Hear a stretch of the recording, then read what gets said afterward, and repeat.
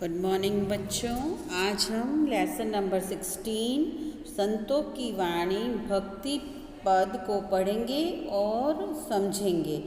इसमें बच्चों मीराबाई और सूरदास जी के लिखे गए 2 पद हैं। उन द्वारा रचित भक्ति रस से परिपूर्ण 2 पद लिए गए हैं। दोनों ही कृष्ण के अनन्य भक्त थे, बहुत बड़े भक्त थे, बहुत ही उनकी पूजा करते थे, उनको बहुत ही श्रद्धा थे कृष्ण भगवान में। कृष्ण के प्रति उनका अनन्य प्रेम इन 2 पदों में स्पष्ट रूप से झलकता है, दिखाई देता है। तो आज हम मीराबाई का पहला पद पढ़ेंगे और समझेंगे।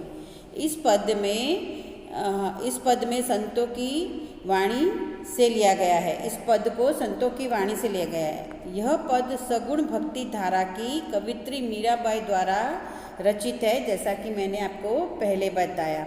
इसमें मीरा कृष्ण भक्त कवित्री हैं। वे कृष्ण को अपना सर्वस्व सब कुछ समर्पण कर उनकी दासी के रूप में रहना चाहती हैं। इस पद में भक्त की भगवान के प्रति समर्पण की भावना का वर्णन है कि किस तरह वो अपने आपको पूरी तरह भगवान में को समर्पित करती हैं और भगवान में लीन हो जाती हैं। उन्हें अपने घर की, अपने कुल की, किसी भी चीज़ की चिंता नहीं है। वह अपने आप को पूरी तरह कृष्ण भगवान को सौंप देती हैं। तो चलो अब हम मीराबाई का यह पद पढ़ेंगे और समझेंगे। पग घुंघरू बांध मीरा नाची रे, मैं तो मेरे नारायण की आप ही हो गई दासी रे। लोग कहे मेरा भई बावरी, न्यात कहे कुल नासी रे। विष का प्याला राणा जी भेजिया, पीवत मीरा हाँसी रे। मीरा के प्रभु गिरिधर नागर, सहज मिले अविनाशी रे। बच्चों, इसमें आप ही का मतलब खुद ही, दासी यानी उनकी पूजा करने वाली, और कुलनासी यानी कुल का नाश करने वाली, पीवत यानी पीना, हाँसी यानी हंसना, अविनाशी यानी जिसका नाश ना हो। ये मैंने आपको कठिन शब्द समझा दिए हैं। तो चलो अब मैं आपको ये मीराबाई क्या कह रही है इस पद में समझाती हूँ। मीराबाई कहती हैं कि मैं अपने पैरों में कृष्ण भक्ति के घुंघरू बांधकर नाचती हूँ। मैं तो अपने नारायण अर्थात श्री कृष्ण भगवान की दासी बन गई हूँ। मीरा के नाचने गाने को देखकर लोग कहते हैं कि मीरा बावरी यानी पागल हो गई है, जो मंदिरों में नाच और गा रही है। मीरा के कुल अर्थात खानदान वाले कहते हैं कि मीरा कुल का नाश करने वाली है, कुल की इज्जत डुबाने वाली है, कि घर की बहू बेटियाँ कोई मंदिर में जाकर थोड़ी नाचती हैं, ऐसा खानदान वाले कह रहे हैं। किसके बच्चों? मीरा के।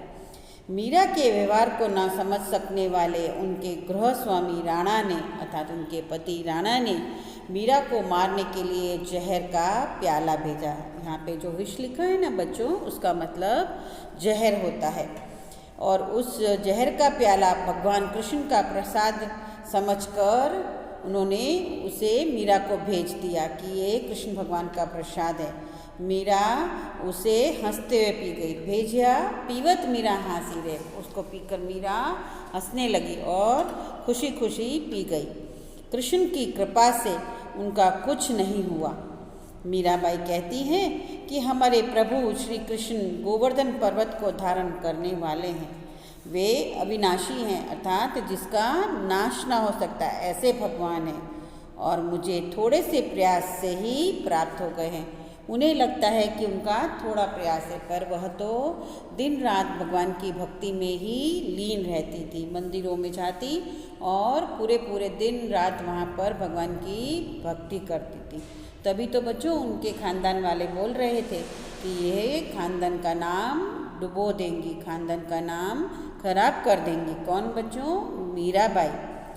मीरा की भक्ति श्रेष्ठ है, ईश्वर अविनाशी है और संसार नाशवान है। अर्थात यहाँ पर हमें मीराबाई कह रही हैं कि मैं तो ऐसे गिरधर की, ऐसे कृष्ण की दासी हूँ, भक्तन हूँ कि जो जिनका कभी नाश नहीं होता, और वह तो मुझे सहज यानी थोड़ी सी ही पूजा भक्ति करने से मिल गए। और बच्चों ये सत्य है कि ईश्वर अविनाशी है और इस संसार क्या है, इसका नाश हो सकता है। संसार नाशवान है और ईश्वर अविनाशी।